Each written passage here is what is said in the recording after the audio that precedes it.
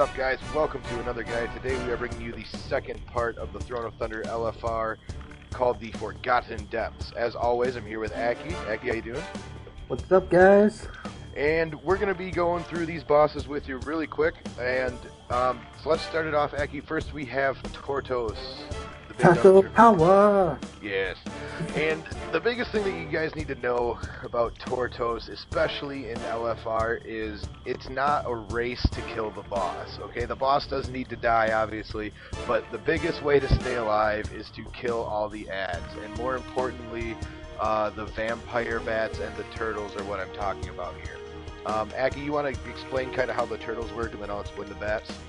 Yeah, so the turtles, basically 3 of them are going to get spawned at a time, and they just whirl around on their shells. It's really funny to look at if you watch them.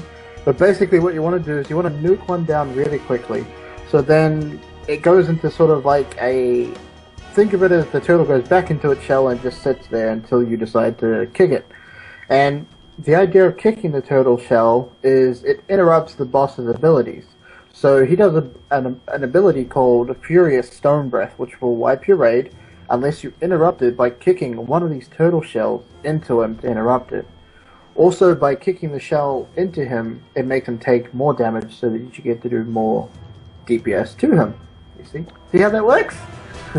and the other thing, more of an advanced tip, if you're the one turtle kicking, okay, if you can position yourself between the boss, the bats, and the turtle, you are then what we like to call pro, because the bats will also take damage when the turtle goes through them as well.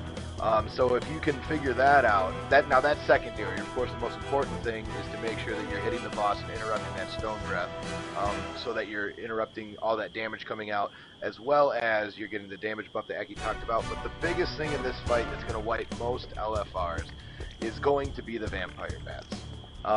Understand this, guys. The way that this mechanic works is these bats will come out. The tank needs to pick them up immediately, and healers, you have no choice.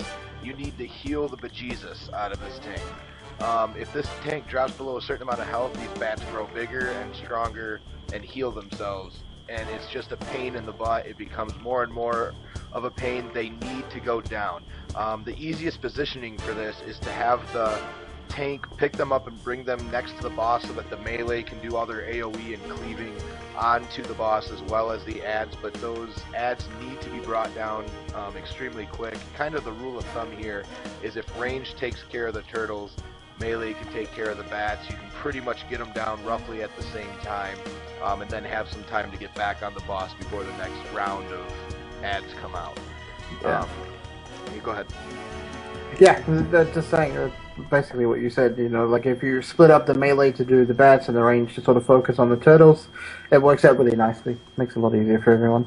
Yeah, and the only other real thing that you need to watch out for in this fight is Rockfall. It'll be blue circles that are on the ground. Again, this is just Blizzard's way of telling you don't stand in something. Don't stand in the blue circles, pretty much GG. But that's pretty much Tortos, guys. I don't think there's anything that I missed for that fight. No, I think that's practically everything about it. Yeah, Majira. My favorite. Yes, yeah. Akky will wipe your face on the DPS meters on this fight. I've seen him do it. The Hydra boss. This boss is, again, another great fight by Blizzard. Just absolutely phenomenal. I love this fight. Like, just the whole mechanic of when you kill one, you get more of that ability spamming throughout the range as the fight continues. It makes the fight harder as the fight continues. But let's stick to LFR stuff. Akky, go ahead and start this one out for me, kind of what the general overall strat is. Yeah, so as Nash is saying, I mean, this is a really well done fight. Probably definitely one of my top 2 favorites in this tier. But basically, the easiest way to do this fight that I found, and I think that both of us have found actually when they're doing LFR, is you kill the green ad first, and you just completely ignore the blue ad altogether. Like, you don't want to kill that head.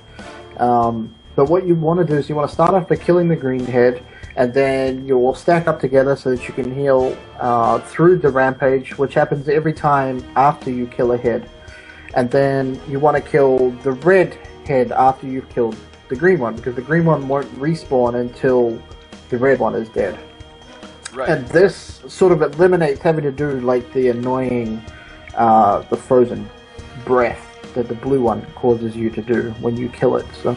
Right, and the reason, guys, that in LFR that this is generally the best strategy to use is because we all know the cliche of LFR of if people can do something wrong, they probably will. And so what you need to understand is that what the green head does is he spawns those green pools on the ground that the further you are away, the less damage it does. If you're in them, it does a lot of damage. However, in LFR, you can pretty much even stand in them, and it doesn't really hurt that bad. You can pretty much heal through it. Whereas the red head will put a debuff on somebody, and if the healer dispels it immediately, he will probably cinder the entire raid.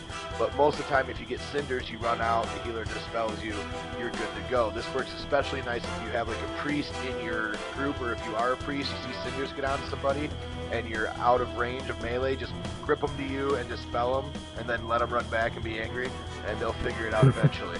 But the reason that you don't want to kill the blue head is because he does this ice kind of like channeling beam that goes to your player and follows you for a certain amount of time and will leave a trail behind you that does damage and slows you if you're in it. The problem is most people don't realize that they have it on them until it's too late, and then it's just too much damage to heal through with everything else going on. So if you can negate this ability practically altogether, it just makes LFR go so much smoother doing it that way.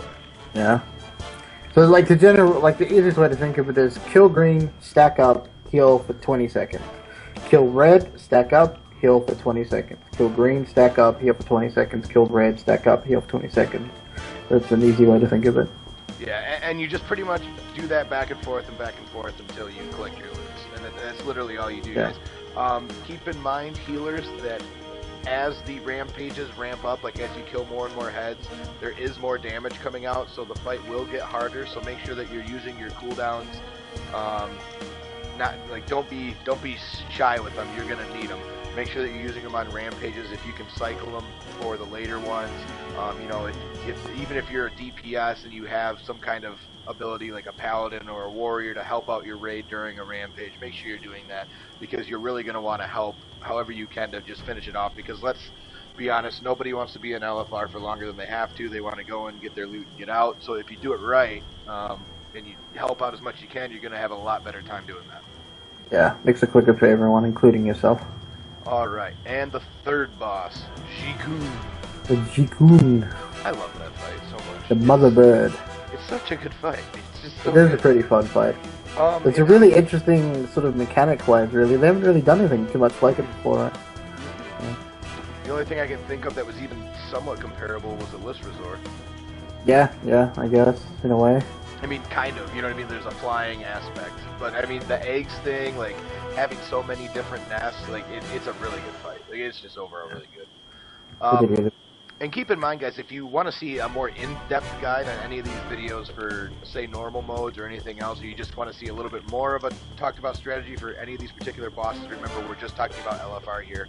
But we do have normal raid guides out for every single boss as well, so go ahead and take a look through the channel, and you can find those pretty easily.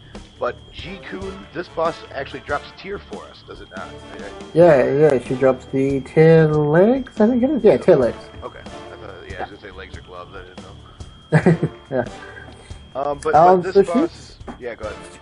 She's pretty easy, really, when you have... Like, to make this fight so much easier, you just need 5 people that can do the nests in LFR. So you want 5 people that can AoE efficiently, and you need 1 person of those 5 that can heal that nest team.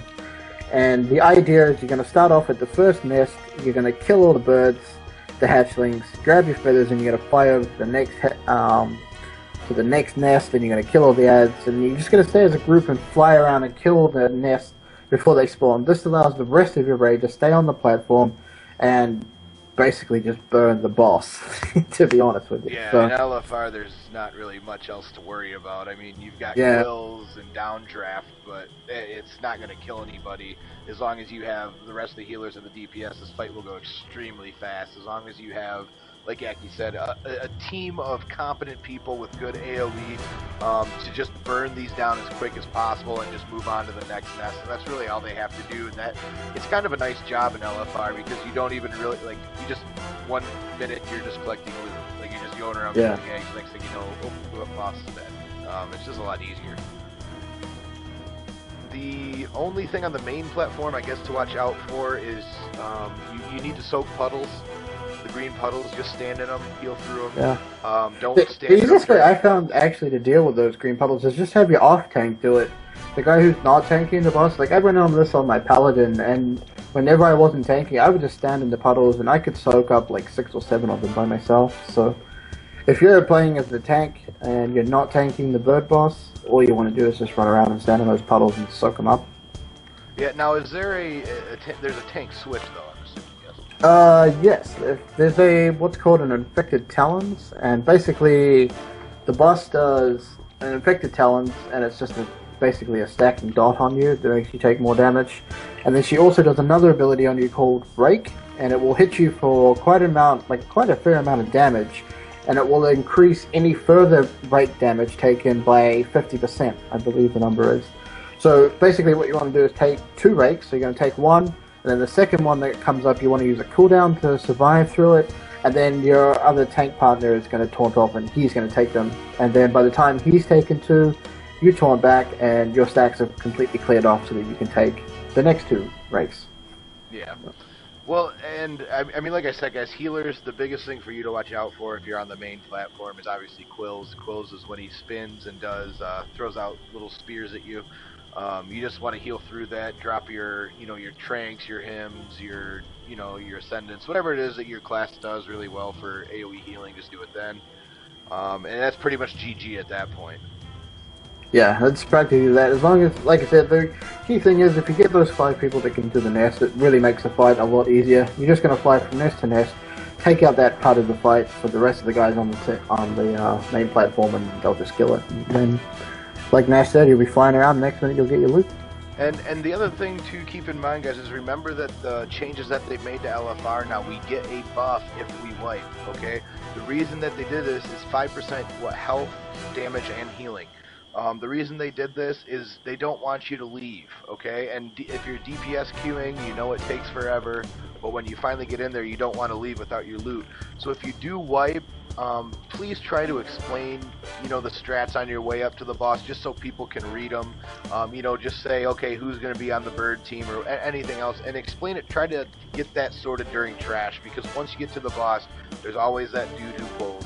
So try to get it worked out as much as you can beforehand, so you're not wasting more time. But if you do by chance wipe, don't get frustrated and leave. Just come back and do it again, because you're going to do more damage, you're going to have more health, you're going to do more healing. It's just the fight will literally just get easier and easier the more wipes that you do. It might take more time, it might get a little annoying, but sticking with it is actually beneficial now too. Yeah.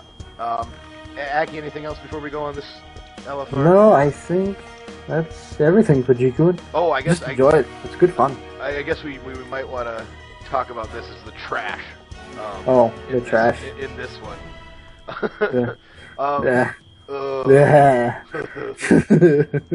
Torto's trash, not hard. Vampire bats, they silence, it's okay. But the trash before Majera, you do need to ring those bells. Okay, so there's bells throughout the room. Try not to pull the entire room of trash. There's a nice, easy way you can do it with only pulling very minimal trash, but you do need to ring those gongs to get Majera to come out. And then ji-kun's trash is blizzards just poke from hell at you. It's annoying. There's snails, there's spiders, there's worms, it's shit, there's poison clouds. Like, it's going to take you longer to do that trash than it is to kill the boss, I promise you. Yeah. It just sucks. It's terrible. It's the worst trash I've ever had to come across. Like, to put that in LFR is just cruel. Like, they should just remove that trash in LFR. It's just not nice. Like, I was so annoyed by that. I just stayed dead and waited for res. Alright guys, but if you like this guide, you want to see more, as me and Akky are going to be bringing you the rest of the LFR guides as they are released. So thank you for watching this one. Akky? That's all from us, guys. See you next